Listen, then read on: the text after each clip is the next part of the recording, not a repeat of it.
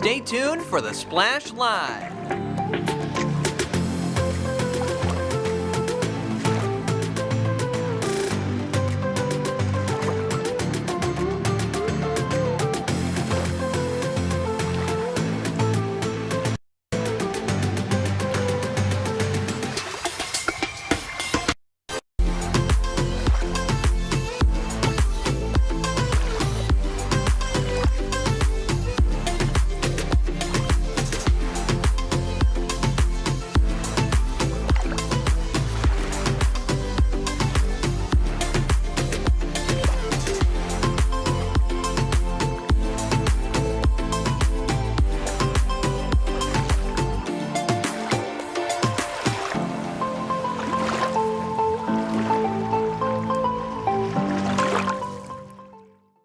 It's time for the Splash Live from Civic Center TV, featuring stories from and about people like you in the greater West Bloomfield area.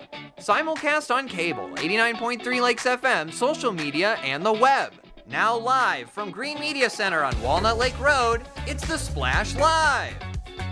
Live, local, social, it's the Splash Live on Civic Center TV and 89.3 Lakes FM. I'm Tyler Keefe alongside Kevin McIntosh on this Eclipse Day, Monday, April 8th, 2024. The day is finally here, Kevin. Tyler, all weekend, all I heard about was the eclipse. I even went to Toronto. They have signs over the highway talking about the eclipse. You cannot avoid it, man. Happy Eclipse Day. Yeah, yesterday I went out for a walk. It was a nice sunny day. I put my hand up over the sun, did the eclipse myself. So I'm all set, all practiced, and all ready for today. But we're not in the path of totality. Two members of our team, Dave Scott and Brooke Allen, they, however, are in the path of totality in Marysville, Ohio, and join us now on the Splash. Dave, Brooke, thank you both for being with us. Hey, good to be with you. Hey, the path of totality. We're in the path of totality. Yes, we are here in Marysville, Ohio. As you can see, right behind Brooke and I, we're in front of what is amazingly beautiful blue skies, much better than was forecast. I even need my sunglasses, Tyler. So bright out here. We're at the Marysville Airport, right in the path of totality. And Brooke and I will be back at 2:30 this afternoon with what we think will be very interesting, complete coverage. I know it's going to be exciting at home, but we thought you might also, Tyler, want to see exactly what it's going to look like for these 2 or 3 minutes, maybe a little bit more, that it's totally dark. Yeah, and it's a Tyler, rare I'm occurrence, gonna too. think again, like you did. Yeah, just like that. It's a rare occurrence, too, and that's why we're taking this not just from the greater West Bloomfield area, and later on in the program today we'll have some more local acts that are being done for the total solar eclipse in our schools in particular. We'll be joined by a couple individuals from Roosevelt Elementary School to talk about their special programming today, but it's an interesting angle, too, to be out in the field, to have the two of you there and see the total 100% solar eclipse, too. So tell us a little bit about the special program people will see on our outlets later on today and what they'll learn from in the path of totality, Brooke. All right, well, Brooke did all the work, so I'm going to let her answer this. Well, what are you going to be talking about today? Well, we actually, so because we are in Marysville, Ohio, we had to kind of like communicate with people here and set up some interviews. And this airport we're at is actually a museum as well. So we'll be learning more about that. But the interesting thing to me, too, about the whole solar eclipse is that right now it's sunny, 48 degrees. And as the day goes on, I think it's going to be in the 70s back home and also here. But we are expecting a temperature drop. And I've been kind of obsessed with this. So I'm, to watch as the temperature drops, I think about 10 or 12 degrees at the time of the solar eclipse. At the time of totality. So that will be an interesting aspect. And it's just kind of cool. I mean, right now it's quiet here, but we're expecting a lot of action, a lot of media, and just a lot of even vendors. I'm going to buy you a shirt, Dave. Yeah, Tyler, we're going to keep it local for West Bloomfield. Yes, we're going to cover what's going on here, but, a couple of West Bloomfield people here right in the epicenter of it, and it should be interesting. We've got multiple cameras. We've got all that special glass and everything we need to be able to show you the eclipse as it happens. Meanwhile, back at home, you'll have a pretty similar thing. Tyler, the northern swatch of the this area of totality is actually Toledo, Ohio. So we really didn't have to come this far south. We just picked this airport because they were being very helpful. But really, it's gonna be pretty good at home in West Bloomfield. Hey, Dave, I have a question too, if you don't mind me jumping in. First and foremost, essentially, like, why do you feel like this eclipse specifically is so special? Even though we hear about eclipses happening so often, why is this so special, and why is it important to go to where there will be totality, the path of totality, as opposed to where we'll see like maybe 98, 99% here? Well, that's an easy answer for me. As the most senior member on this broadcast right now, this might be the last opportunity I have in my lifetime to see a total solar eclipse, unless I happen to travel somewhere else around the world. And the last one I remember wasn't full at home was in West Bloomfield when I was a kid, standing in the backyard with my parents and watching it with my parents and my brothers and sisters. So for me, the connection back to West Bloomfield, an opportunity, it's on my bucket list to see the whole thing in totality, have it go totally dark, look at the dogs and cats go crazy, whatever's going to happen. It's just something. I know we're all busy, but I just couldn't pass it up, and I just thought I'd bring everyone along with. And we're very grateful for that. Along for the ride. Yeah, and we're great to have you along for the ride with us as we experience this on our side, and about the high 90% of a total eclipse, but a little bit of sun peeking through. Then the two of you and a number of guests from in Marysville, Ohio. Again, 2:30 p.m. Join us on our outlets, including on our Facebook page at Civic Center TV 15 for the entire special Total Eclipse show. Brooke Allen and Jason Dean also will be co-hosting that with you. Brooke, talk a little bit about Jason's expertise, maybe some of the people you'll be talking with during the eclipse to get even greater insight into this moment in history. Well, it's so interesting. So Jason Dean, he owns a vintage store. And so he knows a lot about pop culture and also just the history. And, there's a great connection with Einstein and the total eclipse, which we will divulge later on, right? But there's so many interesting facts. I mean, they're fascinating. But we're not going to tell you any of those right now, Tyler, because we're going to make you hang on until 2:30. That is what we call, folks, a teaser. Dave Scott, Brooke Allen from Marysville, Ohio, their special program in the Path of Totality, the Eclipse Show, coming up at 2:30. Dave, Brooke, before we let you go, anything else people should know about our special broadcast coming up this afternoon from the total solar eclipse? Well, I think, the big show is the eclipse itself. And again, we'll have a camera position. You'll be able to see the eclipse as we see it. I'm taking a look outside, though it was supposed to be raining now. As I look off to the west, just a couple of very high clouds and then totally clear. I think we have a really good shot at this location. We got lucky of having perfectly clear skies this afternoon. Weather is much better. And the other reason I wanted to come down here is to give us two shots, one at home, one back here, to make sure that we actually saw this. So the weather is going to be the big news. And then we'll just take this where it goes, Tyler, and we look forward to being back 2:30 this afternoon live here on Civic Center TV. And if you're busy doing something else, catch all the archives. And while I'm continuing to set stuff up here, I look forward to hearing all the stories about the dogs and cats and how they're going to react, or whatever you're doing, whatever you guys are covering at the schools. I promise you, today will be a banner day in the history of Civic Center TV, and we got everybody here, Yes, so we're awesome. doing everything we can. All right? All right. Well, we will see both of you later on. Brooke, we'll see you and Jason Dean, 2:30 p.m. Again, Civic Center TV on our Facebook page, on our YouTube page, and more, civiccentertv.com for even more information. Thank you both for joining us. Okay, bye. We will see you later on, but we won't see the sun later on for just a little while there, Kevin. Solar Eclipse Day. It's going to be a big day here in the greater West Bloomfield area. And again, we've got plenty more of that coming up here in just a little bit on the Splash Live. Live, local, social. It's the Splash Live on Civic Center TV and 89.3 Lakes FM. We'll take a break and into all the other news and information and fun stuff happening across the greater West Bloomfield area. We'll be right back with the Splash Live.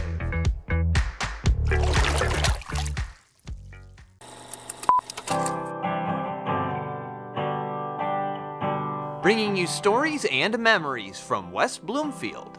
Civic Center TV, and 89.3 Lakes FM. Live, local, and social. It's the Splash Live on Civic Center TV and 89.3 Lakes FM. Join our team as we highlight people and events that are making an impact in the greater West Bloomfield area. Catch us live Monday to Friday, 8:30 a.m. to 12:30 p.m. Watch us on demand at civiccentertv.com. Or watch us on TV at Comcast Channel 15 or AT&T at Channel 99. Missed one of our live broadcasts or one of your local municipal meetings? Check it out online at civiccentertv.com. Every meeting, show, and interview on demand. Thank you for watching and listening to Civic Center TV and 89.3 Lakes FM.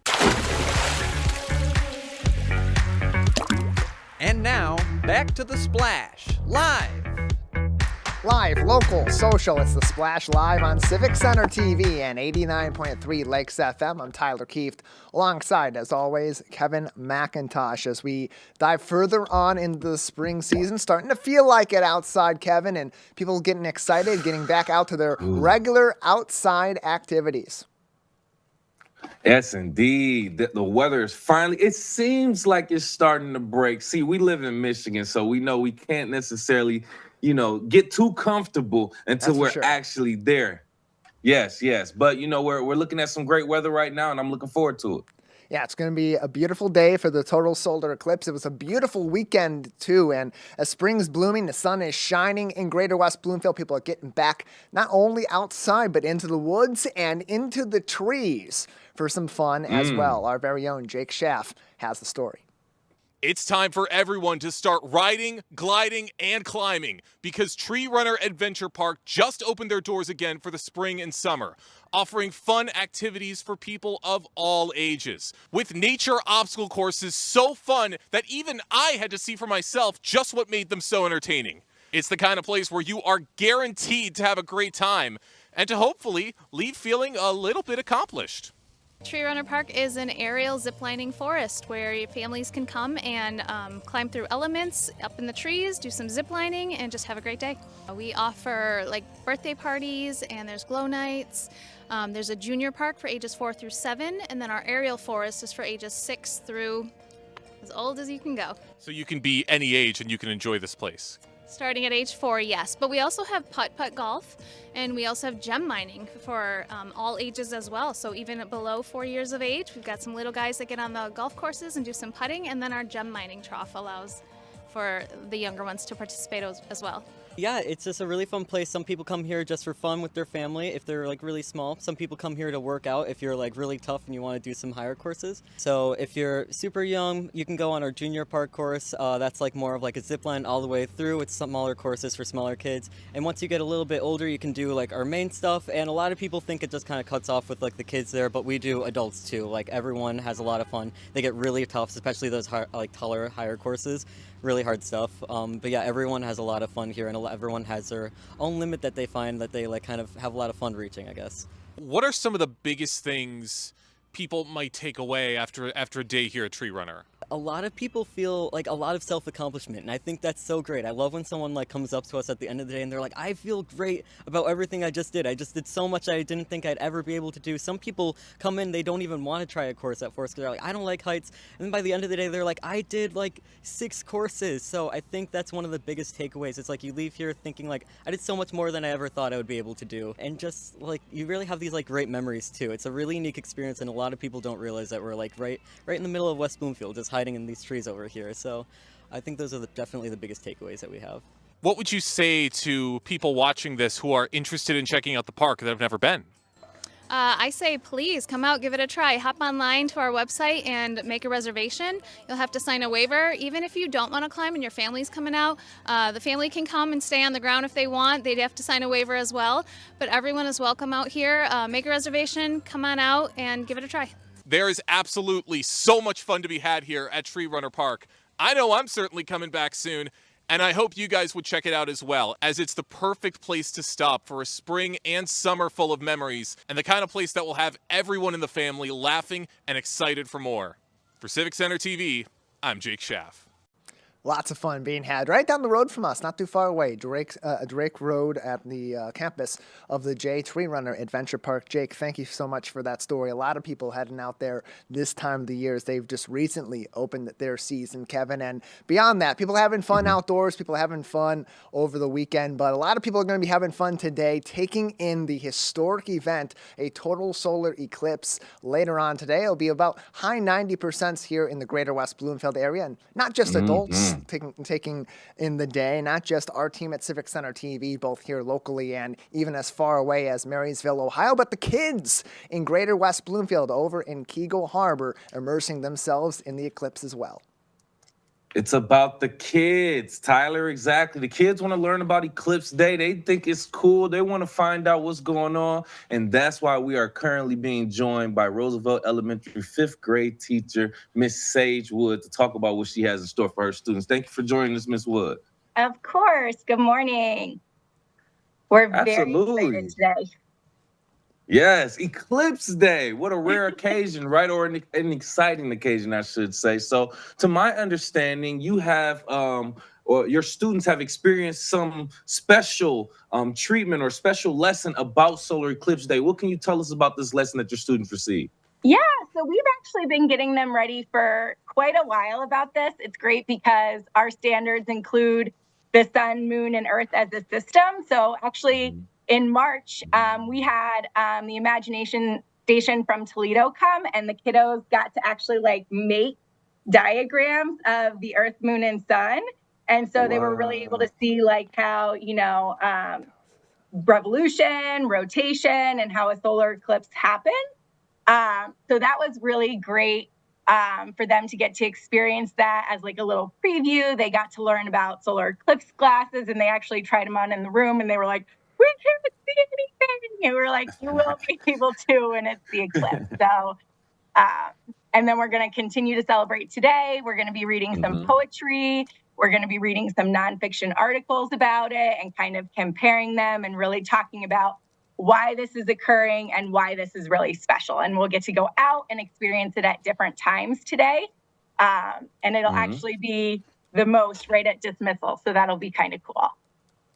Wow. It seems like there's a lot going on there. Even with that diagram thing that you just showed me, that looked kind of nice. That whole thing right there, that's something that I would want to keep, frame up and whatnot. Yeah, just to show people I've done it. But that's very interesting. And with them being in the 5th grade, this is just one of those things that they'll remember for a long time. That's that type of information. Like anytime it happened, you're like, I remember learning about solar eclipses. Yeah. We did this and that. But I want to go back to the Toledo Imagination Station. You said they came from Toledo to visit your students. How did your students here in the greater Kegel Harbor area, how did they get selected for this participation thing? I actually reached out to our PTO, and we have an amazing PTO. And so in place of going on a field trip, we actually had the field trip come to us. And so it was awesome when they came. So that was great. It was actually snowing when they came, and they still made it up all the way here. It was a long drive for them, but it was great having them up here. Yes, that's dedication. And that's nice. I love that you actually chose to do this for your students, and you wanted to get them to really learn more about this solar eclipse. And then, like you said, comparing not just this being a great moment for us all to view together, but also just learn about the sun and the moon and the earth and their relation. What did they learn just in general about their relationship, the earth, the moon, and the sun relationship, just outside of the solar eclipse? So we did a lot with shadows, and actually going outside and tracing shadows and seeing how shadows change and talking about time of day with that. And we talked a lot about moon phases, and their homework was to go outside and observe the moon and illustrate the moon. And we talked about constellations. And so this was such a great tie-in to, what we're already teaching. And now they get to experience not just on paper and through images, but actually in real life. So I know, right? I know. Joining us right now from Roosevelt Elementary School, Miss Sage Wood, talking about the lesson plan and the things that her 5th grade students have learned about the solar eclipse going on today. One thing that you did mention also, Miss Wood, you said something about you're going to read fiction or nonfiction books about the solar eclipse and kind of compare to get a little bit more in depth about that process and reading those books and why? Yeah, so we chose a book called A Few Beautiful Minutes by Kate Allen Fox, which is a poem about it. And then we chose an article by the Associated Press that was modified by a website called Newsy LA, and it's called Getting Ready for April Solar Eclipse. And so we're able to take those two things and kind of see how why solar eclipses are so special and why someone would want to write a poem about a solar eclipse.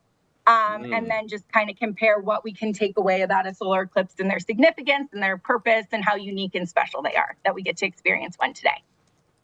Yes, I was that kind of stood out to me because the nonfiction part is kind of just taking it to like an imaginary, just like a creative kind of space, and just taking it just beyond our natural realm of belief in some sort of way. So I can completely understand that perspective, and I'm glad you brought that up. Any additional things that the students have learned, things going on that you want to tell the community in regards to the solar eclipse and what they all learn, or just in general what you have going on for the students? I think it's just super special that between the public library and between our PTO, we were able to get glasses for all the kids in the school. I know we're all planning to go outside and get to experience it. And so I'm just really excited that the kids are going to have this memory. So I think it's going to be a great day, as long as the clouds stay away. I know. Real quick, so the research that I've done, the solar eclipse glasses kind of look like the 3D glasses that you would get in a movie. Is it? Yeah, they is do. that really it? Yeah, Wow. that's what they look like. Yeah, so it was really Well, funny. We had them put them on in back in March. We let them try them on, and they were like, "We can't see anything," and they learned that they're like 1,000 times darker than regular sunglasses. And we were like, "Don't worry, when we go outside, you'll be able to see something." So. Right. It's so that it doesn't blind you, kids. We still can't look at the sun. Right. Exactly. That's great information. Right. Well, thank you again from Roosevelt Elementary, Miss Sage Wood, talking about her 5th grade class students, just what they learned about the solar eclipse today on April 8th. Thank you again for your time today, Miss Wood. Absolutely. Thank you for having me. Yeah. I remember getting certain lessons about certain events in life throughout my grade school, life, or student life, I should say, Tyler. And I could just imagine learning about the solar eclipse and just like, wow, this rare occasion, we actually went out, we learned about the glasses, we learned about the moon and the sun and the earth and their relationship. And I know this is going to stick with them for life, Tyler.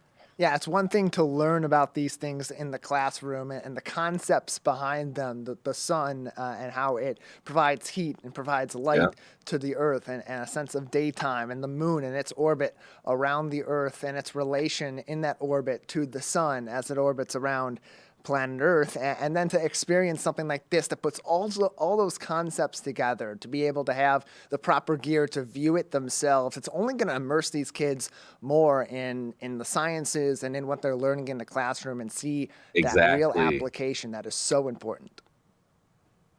Correct. And I agree. Like I said, I just learned a few things just doing some research on it. Like, I didn't know it was going to be looking like the 3D glasses. Now, the tint is a little bit different. It's not the red and blue tint like you would get from the 3D glasses. I just thought it would look more like sophisticated, like welder's glasses strapped on. But, whatever gets you by and get you an opportunity to look at the eclipse, I understand.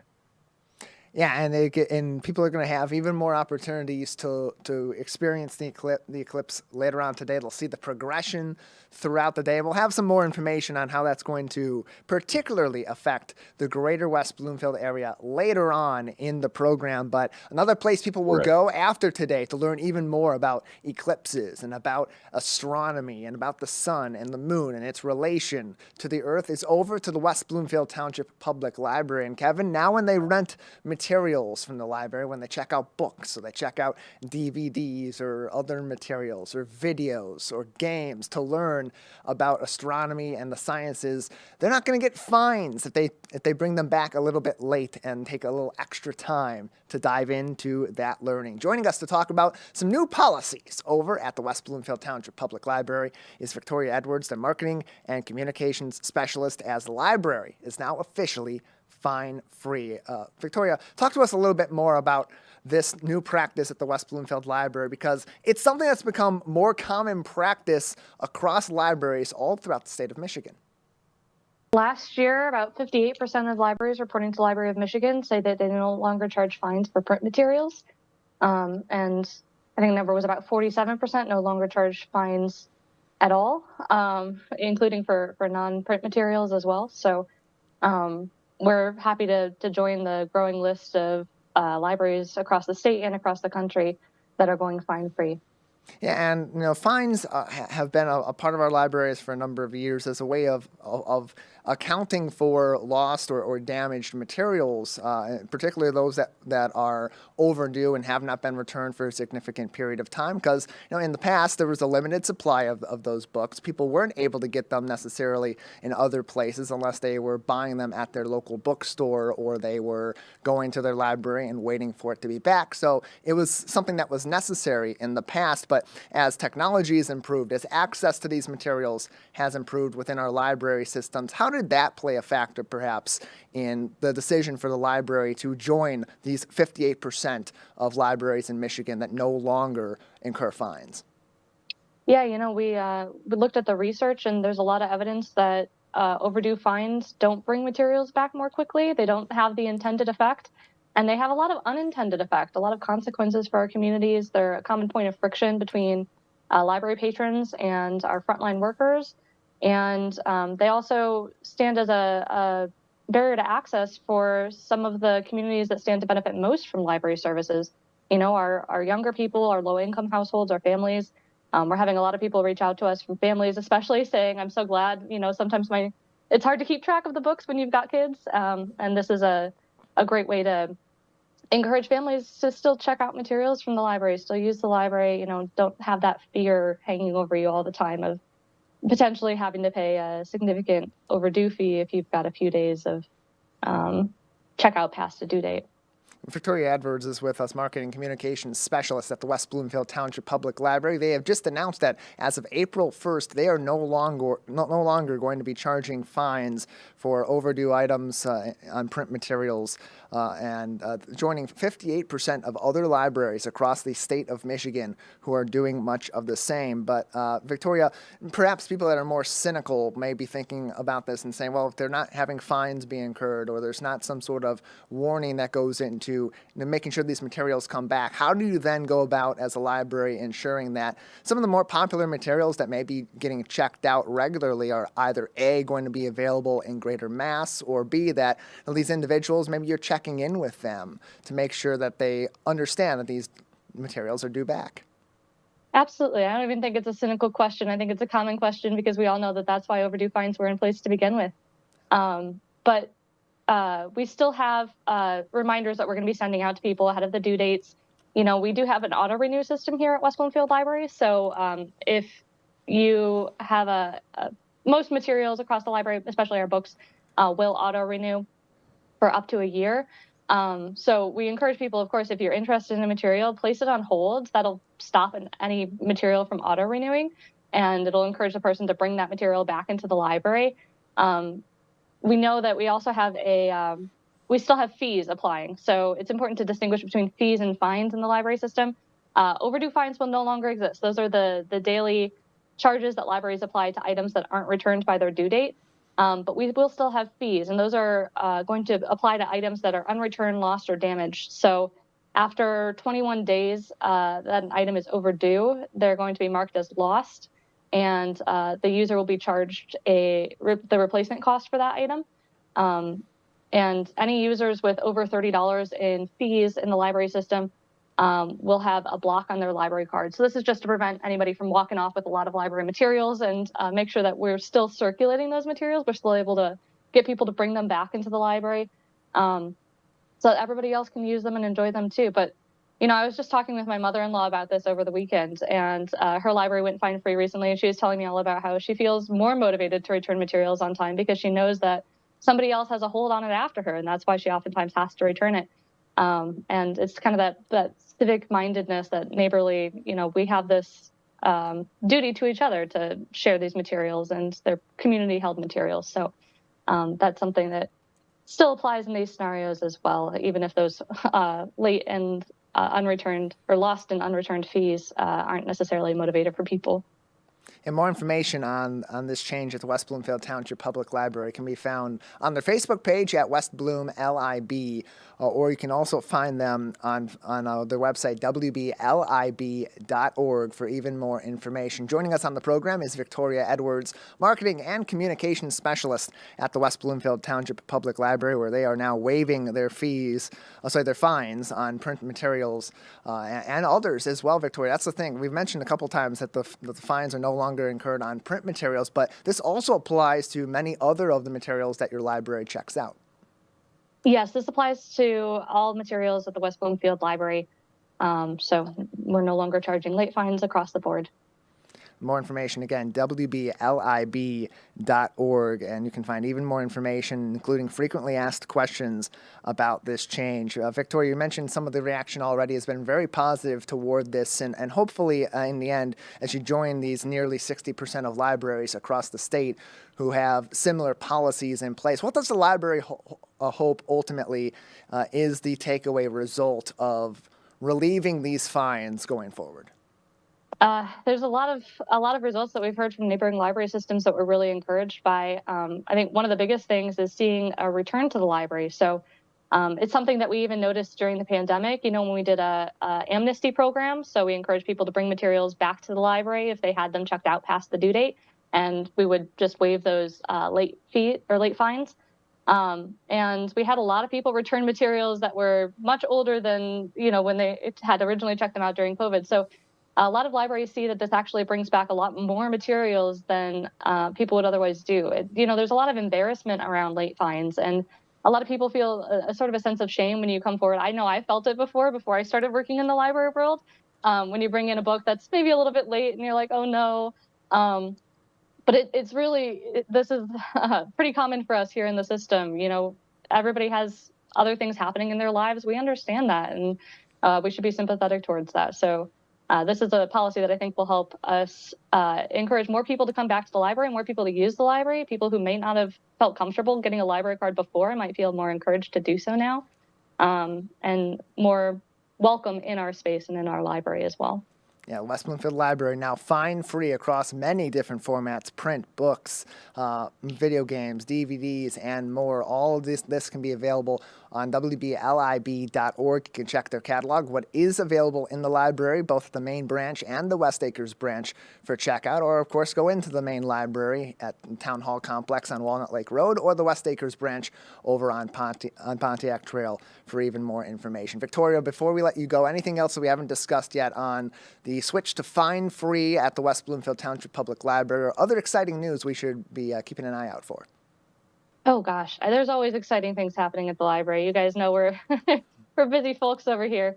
I think the most important thing is just, any questions you have, please run them by us. Please feel free to reach out to us. We've got a contact page on our website. Our library staff are, accessible to reach at the desks anytime you're visiting our library. And just ask us how things work. If you're not sure how something's going to work or what the motivation is to return materials, we're happy to talk with you about that, because, we want to make sure that everything functions just as well at the library as it did before, if not more. And we've done a lot of research on this. That's one of the joys of being in the library, is doing a lot of research all the time. And so this isn't something that we just entered into lightly, but this is a policy that we hope to hear more feedback from our community on as well. More information can be found on the switch to being a fine-free library, wblib.org, or Facebook at West Bloom LIB. Victoria, thank you so much for your time today. Thank you for having me.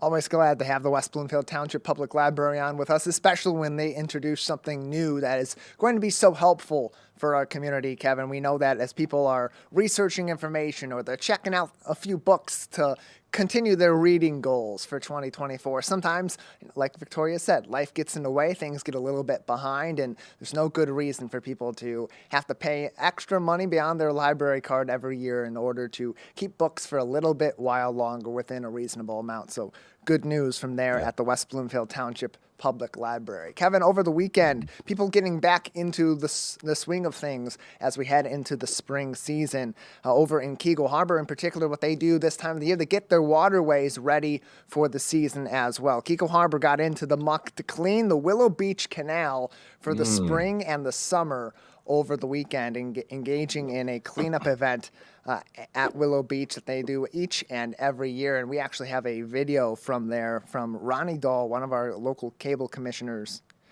who was out there at the event over the weekend, had a chance to talk to a few people on site that were participating in the event, both leaders from Keego Harbor Parks and Recreation, as well as from those that were participating as volunteers. A great way to get involved. Let's take a look at some of what they experienced at the canal cleanup.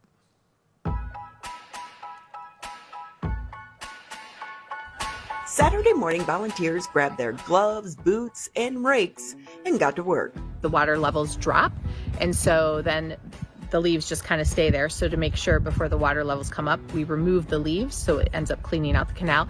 Organized by the Keego Harbor Parks and Rec Committee, the canal cleanup next to Willow Beach has become an annual event.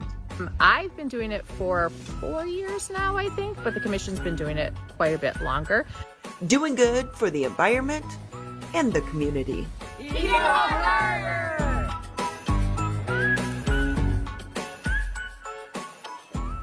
Big thank you to Ronnie Dahl from Keego Harbor, resident of the city, former host of this show, and one of our cable commissioners representing the Heart of the Lakes, who was out at that event. That's really important, Kevin, that people get out there every year and help to clean up that canal, because it is an important waterway connecting various areas of Keego Harbor and also runs into Franleaf Park. And I talked to a couple people from within Keego Harbor Parks and Rec leading into that canal cleanup happening last weekend, and they had said that surprisingly this year the conditions there were actually pretty pristine coming into that cleanup, so there wasn't as big of an effort as they've had maybe in years past. But that being said, still an important thing to do and an important way for people to volunteer. So a great way to get involved. And Kevin, more people can get involved in Keego Harbor Parks and Rec programs as well as events as volunteers by visiting Facebook at KH Parks or visiting KeegoHarbor.org. But Kevin, today the way people want to get involved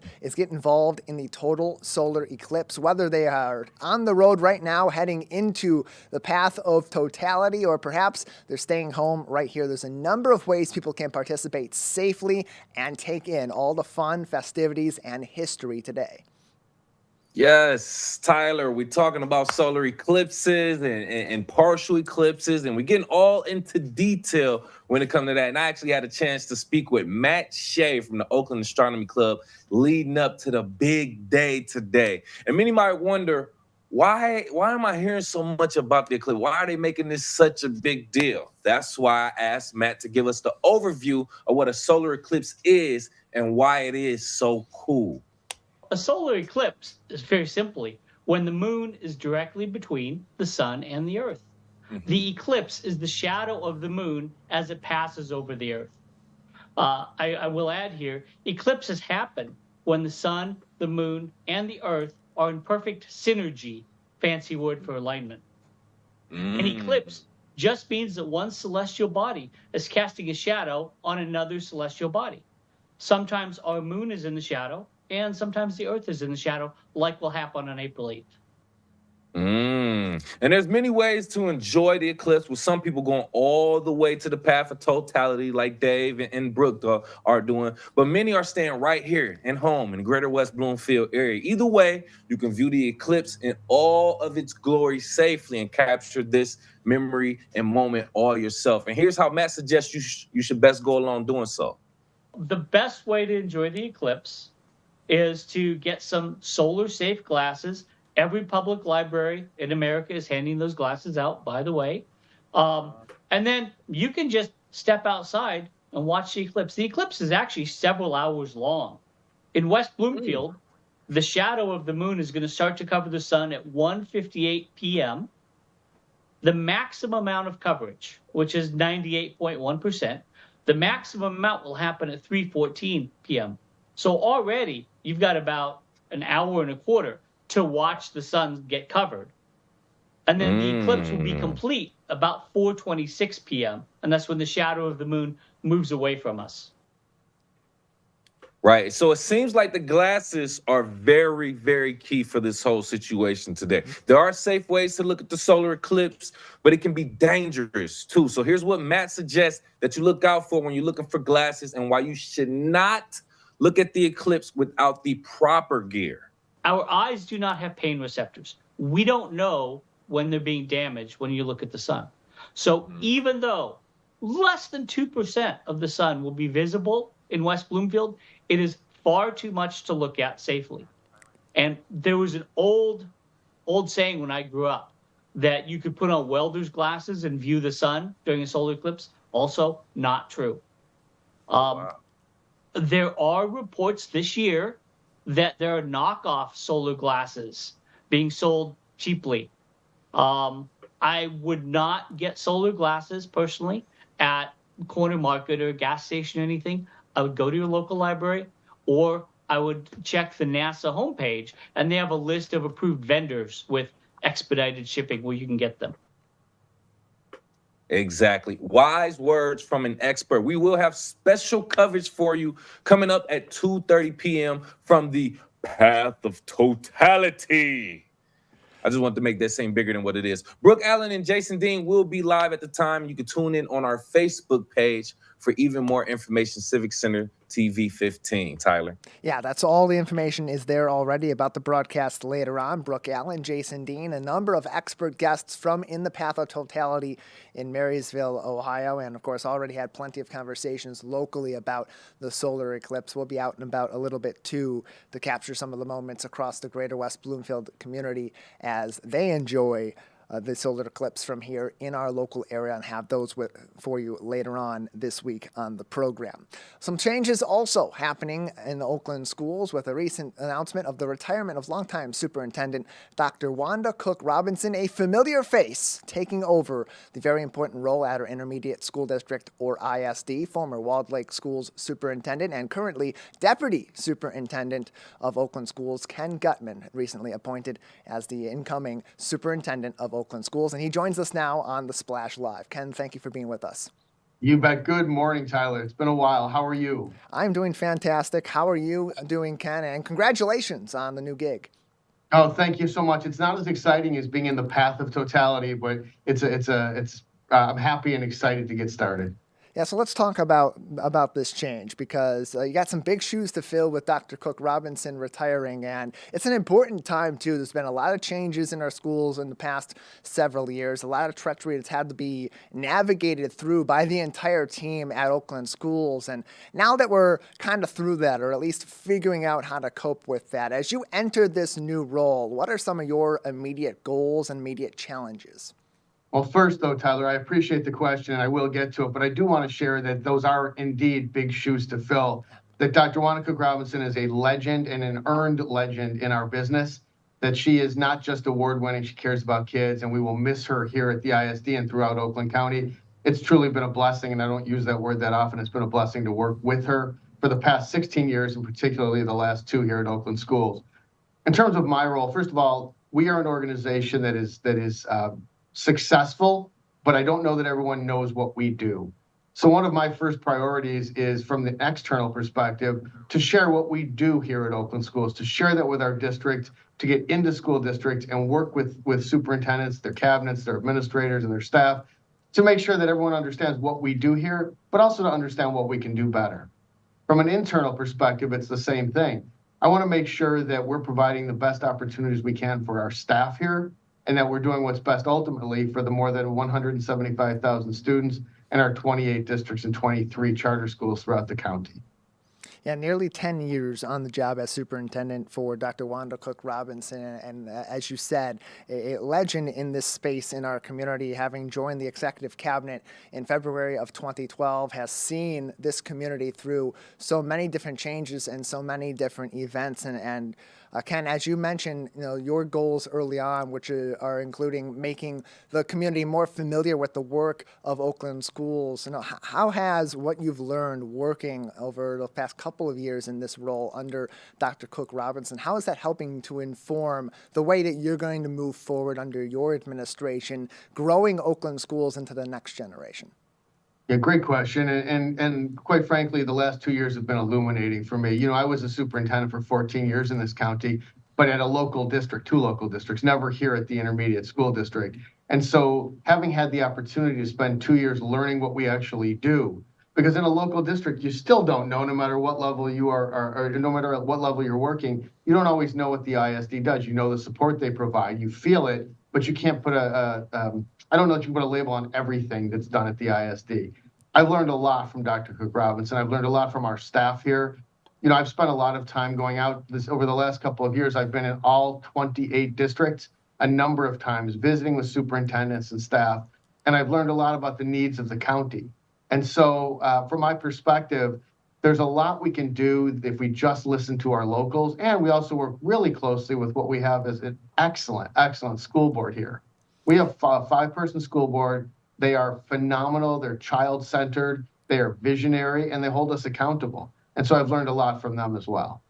Oakland Schools Deputy Superintendent, soon to be Oakland Schools Superintendent Kenneth Gutman is with us on the Splash Live. You can learn more about Oakland Schools on their website, oakland.k12.mi.us, and also go to your local school district's website for even more connections to Oakland Schools. And Ken, you mentioned you had been a superintendent before being named a deputy superintendent with Oakland Schools for 14 years. You've seen the school districts in our local area go through enrollment troubles, financial issues with the housing crisis in 2008 and before that. You've seen the COVID-19 pandemic especially, and navigating that with help from Oakland Schools in the Walled Lake Consolidated School District in the latter years of your reign as superintendent there. So how does that experience help to inform you about the ways that Oakland Schools is currently helping our local school districts and the ways that that's got to continue to evolve in the years to come? And one of the biggest challenges I think we have going forward, and certainly I learned a lot over the last 16 years in similar roles, but one of the biggest challenges we have is the new leadership across the county. When you look out at the number of superintendents we have who are in their first 3 years, and you look at the turnover that's expected this year, we have some really good people coming into the profession. They just don't have the experience in the role. So one of the things we do here is we spend time mentoring and working with superintendents to help them grow into the role, to be someone to bounce ideas off of, to be here as a resource, a sounding board, to help them through financial issues and political issues and human resources issues. I think it's a really important role for the intermediate school district. I know over the next year or so, as federal money begins to wane and run out, we'll be looking at potentially what everyone's calling a financial cliff. Well, how do we avoid getting there in local districts? How do we make sure that they're financially sound? And so we have plenty of challenges ahead of us, but having had the experience of worked in local districts, I have a sense, and certainly can learn more, but a sense of what local superintendents need for support. Kenneth Gutman is with us from Oakland Schools, currently their deputy superintendent. Soon will become their superintendent after being named the successor to longtime Oakland Schools superintendent Dr. Wanda Cook Robinson, who is retiring later on this year after serving as superintendent since 2015. Ken, as we go through all this change that we've gone through in recent years and continue to go into some more changes and transitions in the years ahead, what do you believe at this point in time that the role of the ISD, an intermediate school district, is? Yeah, I think it's the role that it's always been, but perhaps it's even more intense, Tyler. Our job is to provide supports and services for districts, to train teachers and administrators in the latest research-based methods, to pilot programs, to coordinate early childhood special ed, vocational services across here in the region, to work with those across the state of Michigan to make sure that we have a cohesive education system. I believe that's going to continue, and I think it's more intense because there's more scrutiny, and that's okay. I do think that we need to make sure that what we do is transparent, that what we do is in the best interest of districts and the best interest of children. The moment we forget that it's about children, we're in the wrong place. And so a lot of what we're already doing is really good here. I can tell you the staff with whom I work here, they're phenomenal. But we can always get better. And collaboration is going to be a huge part of that too. And we've seen in recent years that school districts have continued to partner on major projects or educational initiatives. I mean, I think about just some recent news of seeing the partnerships with the Math Pentathlon, and that being hosted at Bloomfield in the Bloomfield Hills School District. Participation here locally from another one of our 7 school districts in the greater West Bloomfield community in West Bloomfield. And given your experience, having been an educator, having been a local administrator, a local superintendent, and understanding the role of collaboration, how is that playing into what you see as a big role in the future for Oakland schools? Well, it's everything. They're all our children, right? I mean, certainly you see some healthy competition. I know that there are some superintendents who love to compete over scores, but it has to go beyond that.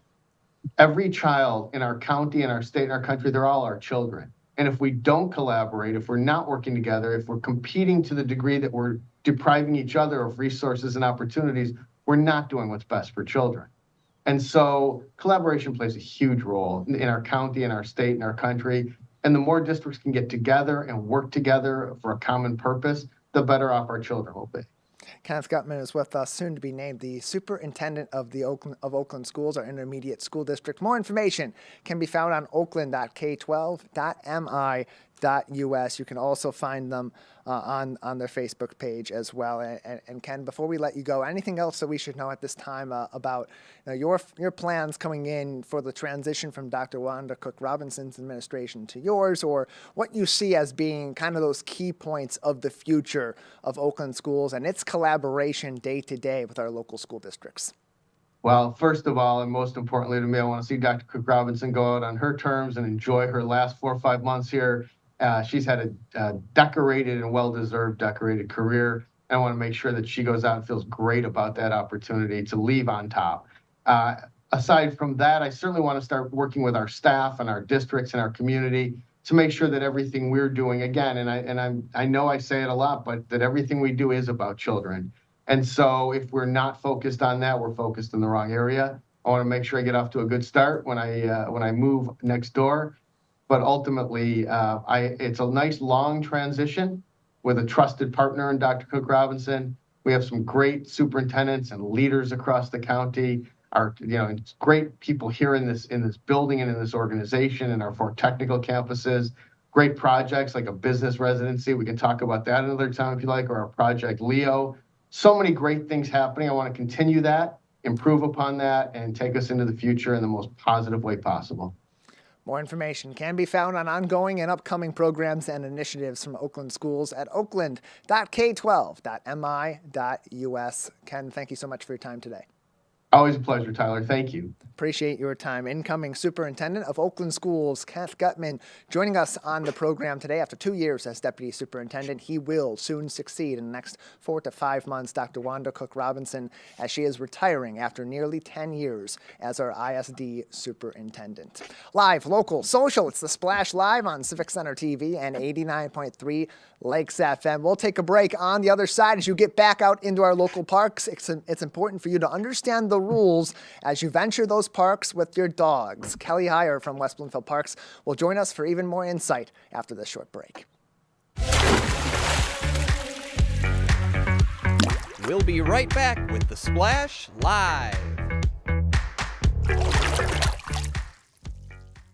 Good nutrition can help make sure you have enough iron, calcium, and vitamin C in your body, which can make it harder for lead to enter your bloodstream. Help protect your family from the harmful effects of lead.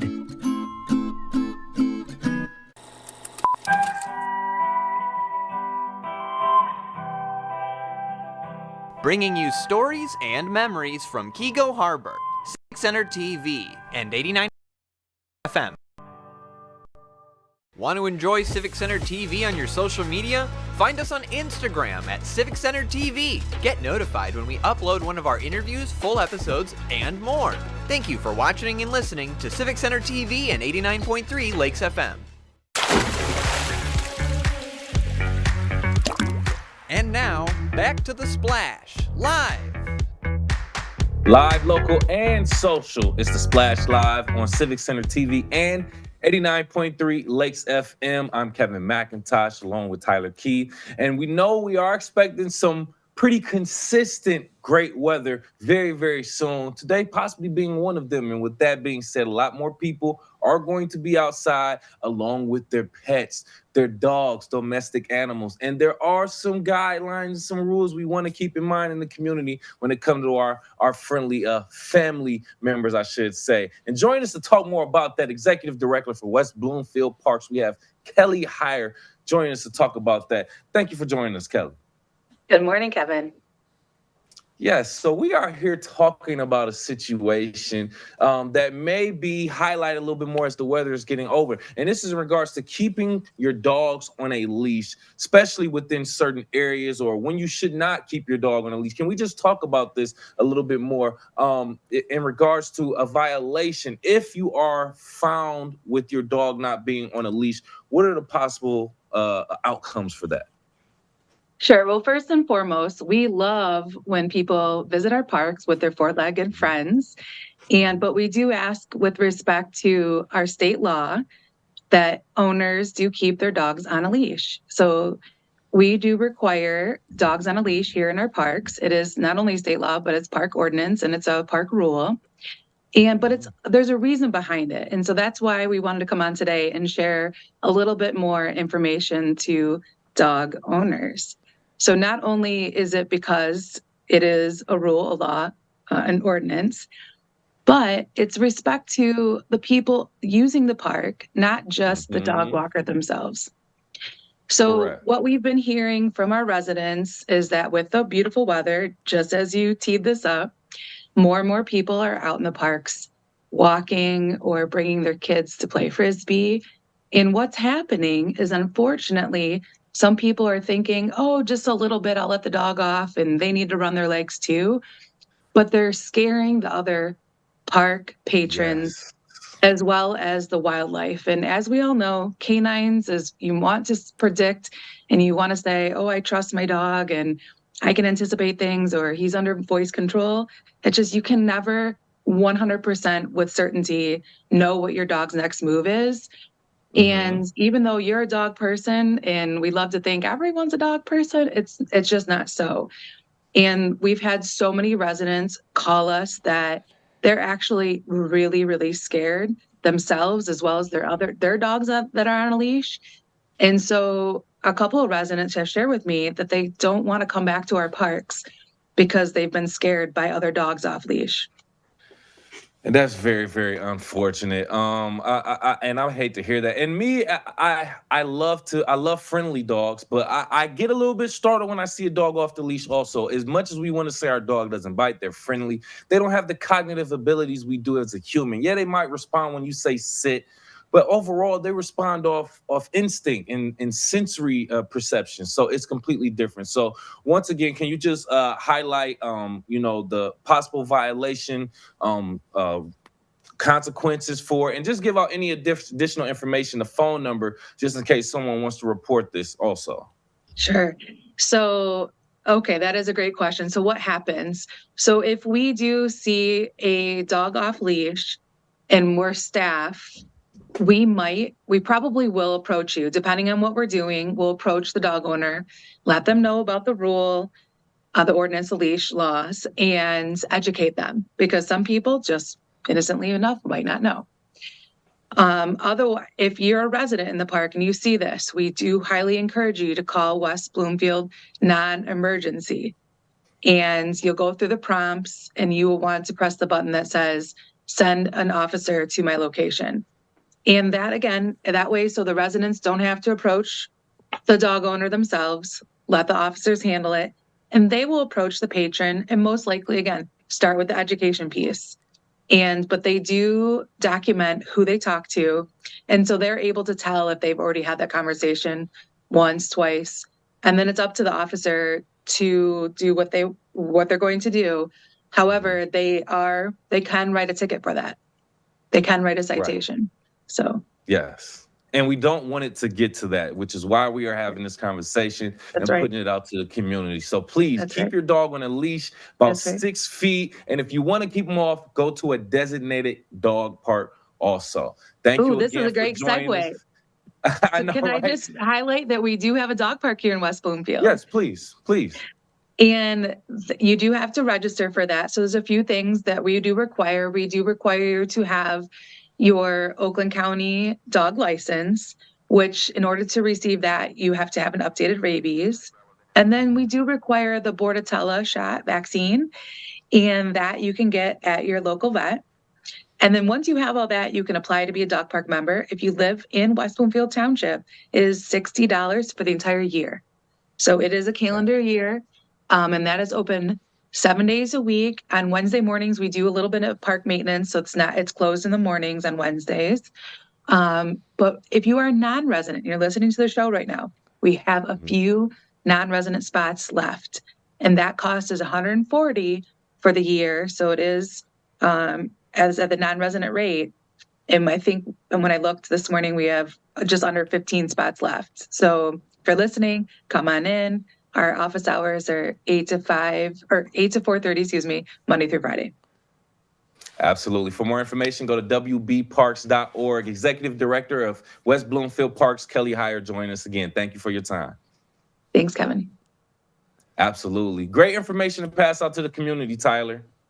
That indeed, and plenty more information from throughout our community coming up all throughout the week on our program. You can always keep up to date with us on civiccentertv.com and find us on demand on our website, on our YouTube page at Civic Center TV, and on Facebook at Civic Center TV 15. For our entire team, Jake Schaff, Kevin McIntosh, Calvin Brown, I'm Tyler Kieft. Thank you for joining us on The Splash Live.